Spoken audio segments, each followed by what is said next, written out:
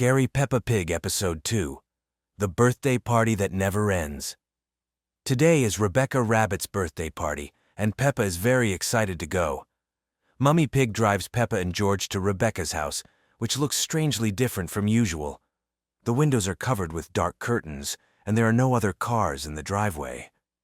"Are we early, Mummy?" asks Peppa, looking at the empty street. "No, darling, you're right on time," Mummy Pig replies, but her voice sounds distant and hollow. Peppa and George walk up to the front door. When they knock, the door creaks open by itself. Inside, the house is dimly lit with flickering candles instead of normal lights. The decorations are all black and purple instead of the usual bright colors. "Hello, Rebecca?" calls Peppa, but there's no answer. They walk into the living room where they see all their friends sitting perfectly still around a birthday table. Rebecca Rabbit, Pedro Pony, Susie Sheep, and Candy Cat are all there, but something is wrong. They're not moving or talking, they just stare straight ahead with empty, glassy eyes. "Why isn't anyone talking?" whispers George, hiding behind Peppa. Peppa approaches the table.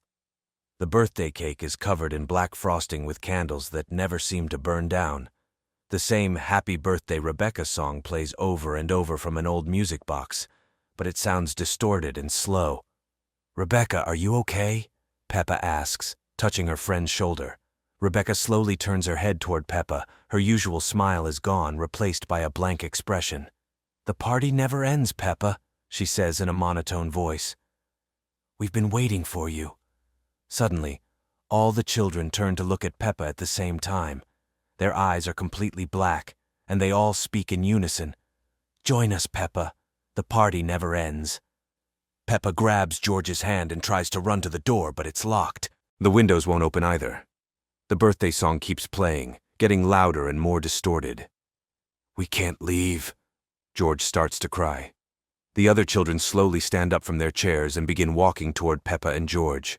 They move in perfect synchronization, like dolls being controlled by invisible strings.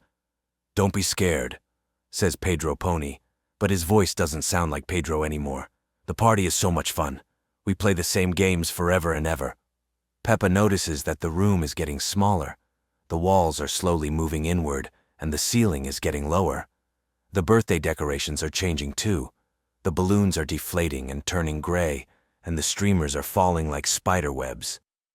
"I want to go home," cries Peppa, but her voice echoes strangely, as if the room is much bigger than it appears. The music box suddenly stops playing. In the silence, Peppa can hear something else, the sound of children laughing, but it's coming from somewhere far away, like an echo from another world. Rebecca approaches Peppa with a birthday hat in her hands. "Put this on, Peppa. Then you can stay forever too." As Rebecca places the hat on Peppa's head, everything goes dark. When the lights flicker back on, Peppa is sitting at the birthday table with the others. She has the same blank expression and glassy eyes. George is the only one left standing, looking at his sister in horror. "Peppa," he whispers. Peppa slowly turns to look at George. "Join us, George," she says in the same monotone voice as the others. The party never ends. The birthday song starts playing again, and George realizes he's trapped in this endless birthday party where no one ever gets older, no one ever goes home, and the celebration never, ever stops. The camera slowly zooms out through the window, showing the house from outside. In every window, you can see the silhouettes of children sitting perfectly still around birthday tables, all celebrating parties that will never end. And somewhere in the distance, you can hear the faint sound of Happy Birthday being sung over and over again, forever. Scary Peppa Pig episode that never made it on TV. It was a quiet evening when Peppa discovered an old music box in Grandpa Pig's attic. The delicate ballerina inside spun slowly to a haunting melody that seemed to echo from somewhere far away. When Peppa wound it up, the tune filled the house with an otherworldly sound that made everyone stop what they were doing. Mummy Pig found herself humming the melody without realizing it. Daddy Pig began tapping his fingers to the rhythm while reading his newspaper. Even little George started swaying to the music, his eyes growing distant and glassy. The melody was beautiful yet deeply unsettling, like a lullaby from another world. As night fell, the music box continued playing even though no one had wound it. The ballerina spun faster and faster, her painted smile seeming to grow wider with each turn. Peppa tried to close the lid, but it wouldn't budge. The melody grew louder, more insistent, calling to something hidden in the darkness. Strange things began happening around the house. Shadows moved independently of their owners. The family portraits on the walls seemed to watch with knowing eyes. The familiar rooms felt different, as if they were slowly transforming into something else entirely. The music was changing them all, note by haunting note. Peppa realized that the melody wasn't just playing from the music box anymore. It was coming from the walls, the floors, the very air itself. The house had become an instrument, and they were all trapped inside its song. The ballerina's dance was hypnotic, drawing them deeper into her eternal performance. One by one, the family members began to move like marionettes, their movements perfectly synchronized to the ghostly waltz. Their eyes reflected the same painted smile as the tiny dancer. They were becoming part of the music box's collection, forever trapped in its beautiful, terrible dance. As dawn approached, the melody finally began to fade. But Peppa noticed something chilling in the morning light. There were new figures in the music box alongside the ballerina, tiny versions of her family, forever spinning to the haunting tune, waiting for the next curious child to wind them up and join their endless dance. The music box sat silent on the shelf, its lid finally closed. But sometimes, on very quiet nights, you could still hear the faint echo of that otherworldly melody drifting through Grandpa Pig's house, calling to anyone brave enough to listen. Scary Peppa Pig episode that never aired on television. It was a rainy afternoon when Peppa and her family decided to visit Grandpa Pig's attic to look for old photo albums. The house felt unusually cold, and the wind outside made strange whistling sounds through the old wooden beams. Peppa climbed the creaky stairs first, followed by George, who clutched his dinosaur toy tightly. The attic was dimly lit by a single bulb that flickered occasionally, casting dancing shadows on the dusty boxes and forgotten furniture. Mummy Pig and Daddy Pig stayed downstairs, saying they would join them later. As Peppa opened the first photo album, she noticed something odd. In every family photo, there was an extra figure standing in the background. A pig-like creature with hollow eyes and a twisted smile that she had never seen before. George pointed at the figure and whispered, "Who is that, Peppa?" But when Peppa looked closer, the figure seemed to move slightly in each subsequent photo, getting closer to the family. The temperature in the attic dropped suddenly, and their breath became visible in the cold air. The flickering light bulb began to swing back and forth, even though there was no wind inside. Peppa tried to call for Mummy and Daddy, but her voice came out as barely a whisper. George's dinosaur toy fell from his hands and rolled across the floor, making an unnaturally loud sound in the silence. As they turned the pages, the mysterious figure in the photos grew larger and more detailed. Its smile became wider, showing rows of sharp teeth, and its eyes seemed to follow them as they moved. In the final photo, the creature was standing right behind their family, its long arms reaching toward them with clawed fingers. Suddenly, the attic door slammed shut behind them with a thunderous bang. Peppa ran to the door and tried to turn the handle, but it wouldn't budge. The light bulb flickered faster now, creating a strobe effect that made everything appear to move in jerky, unnatural motions. George began to cry, but his tears were black as ink. From somewhere in the darkness of the attic, they heard a low, rumbling laugh that seemed to come from all directions at once. The photo albums began to flip their pages by themselves, faster and faster, until the pages were just a blur. The mysterious creature's laughter grew louder and more menacing. Peppa grabbed George's hand and they huddled together in the corner, watching as the shadows on the walls began to take shape. The creature from the photos was materializing in the attic with them, its form shifting between solid and shadow. It spoke in a voice that sounded like their own voices mixed together. "We've been waiting so long to play with you." The creature reached out toward them with impossibly long arms, and as it touched Peppa's shoulder, everything went black. When the light returned, Peppa and George found themselves alone in the attic, but something was different. Looking at their reflection in an old mirror, They saw that their eyes had become hollow and dark, just like the creature in the photos. From downstairs, they could hear Mummy Pig calling, "Peppa, George, come down for tea." But when they tried to respond, the same twisted laughter came from their mouths instead of their voices. They realized they had become part of the creature's collection, trapped forever in Grandpa Pig's attic, waiting for the next family to discover the photo albums and join them in their eternal game of hide and seek in the shadows. Scary Peppa Pig episode that never made it on TV. It was a perfectly ordinary evening when Peppa and George were getting ready for bed. Mummy Pig had just finished reading them their favorite bedtime story, and the children climbed into their bunk beds in their cozy blue bedroom, surrounded by familiar toys and drawings. But as soon as the lights went out, something strange began to happen. The toys on the floor started to move ever so slightly, as if they were breathing. George's beloved dinosaur toy turned its head toward the beds, its plastic eyes now gleaming with an unnatural light.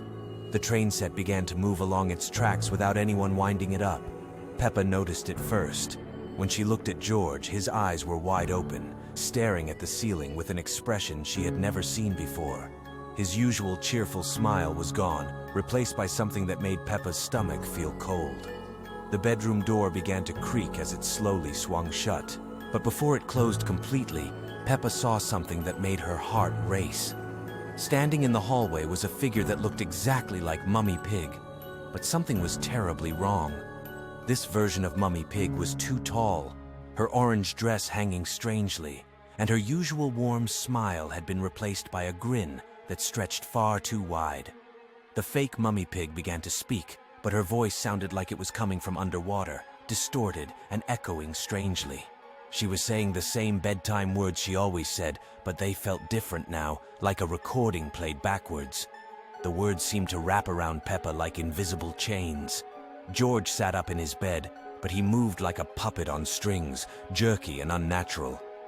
When he turned to look at Peppa, his face had changed too.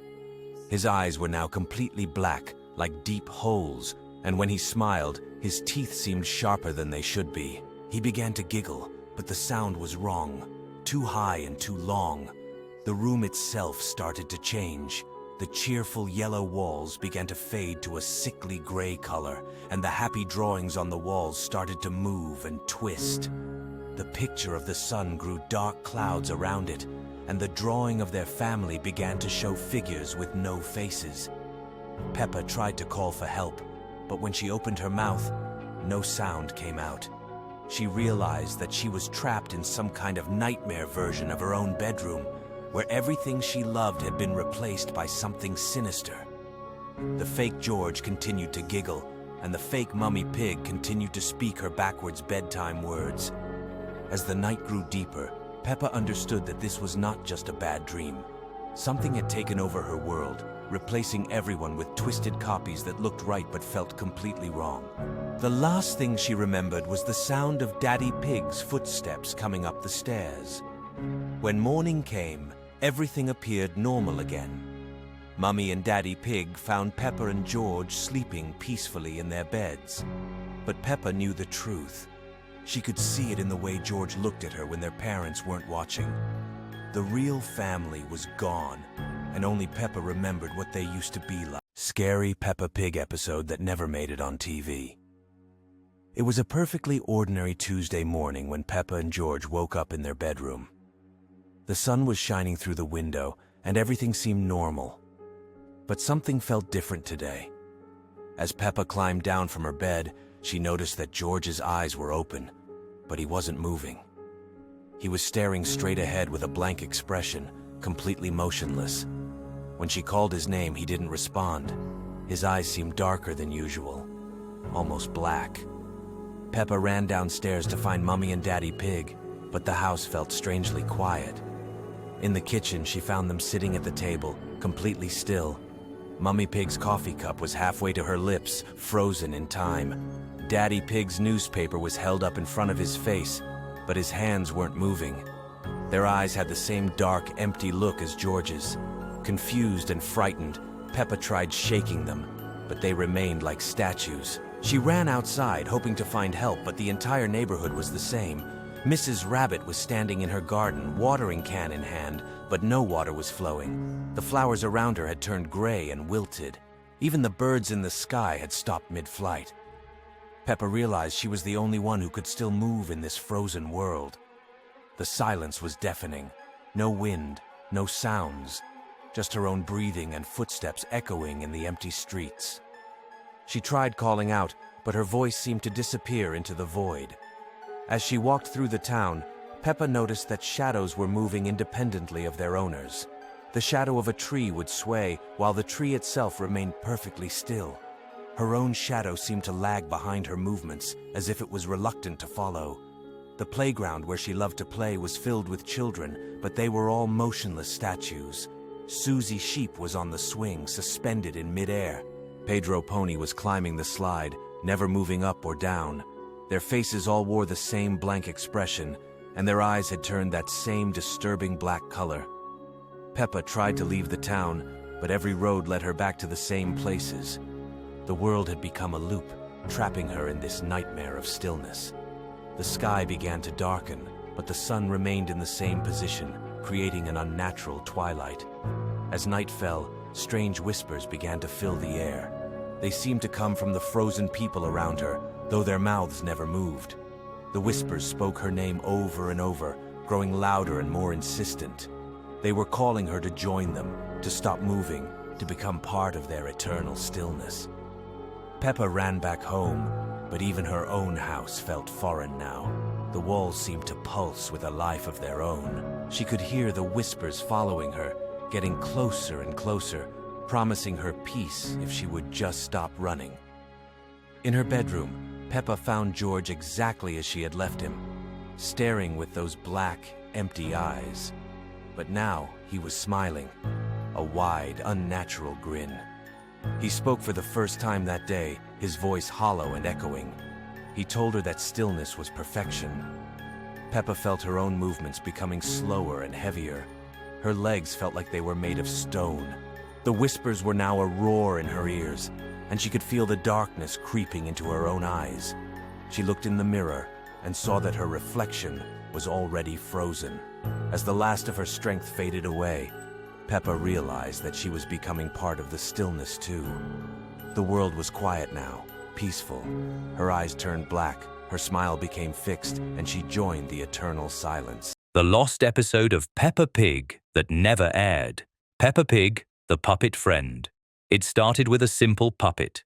Daddy Pig found it in a box in the attic, old, handmade, with floppy arms and faded fabric.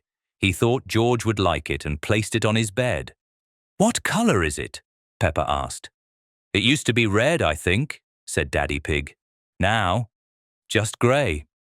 The next day, George stopped playing with his dinosaur. He spent all his time with the puppet, talking to it, whispering, laughing. "What's its name?" Peppa asked. "She doesn't say it," George replied. "She's just a friend." "Do you make her talk?" "No," George smiled. "She answers." Peppa thought it was just a game, but that night she woke up to a sound. "George?" He was giggling softly. "Who's there?" There was an answer. Not George's voice, not a child's, a deep, hoarse adult voice. "I am a friend." Peppa froze. She couldn't tell where the voice was coming from. George was lying with his back to her. The puppet sat as usual on his bed, but its eyes were slightly open, even though they had been painted on before. In the morning, Peppa said nothing. She just hid the puppet in the closet, but an hour later, it was back on George's bed, sitting in the same position. Only now, its neck looked longer, and it had a smile. "She said you're angry," George said, "that you don't want me to play with her. She knows who you are, and who you were." "What?" "She saw. Before." That evening, Daddy Pig threw the puppet away, took it out to the bin. That night, there was a scraping noise. Outside the door, like something dragging its limbs across the floor. Then, silence. In the morning, the puppet was sitting on the windowsill. Wet, the fabric was stained, like with dirt, or something worse. On the wall of the children's room, someone had drawn in charcoal. You shouldn't have touched her. That night, Peppa stayed awake, watching. The puppet lay on the floor, still, until George giggled again. Then it lifted slightly. Its head jerked up, and it said, "I've always been with him." Peppa screamed. Daddy Pig ran into the room. The puppet lay still. But it had something new, a string, running from its back up to the ceiling. Even though no one in the house had ever hung it,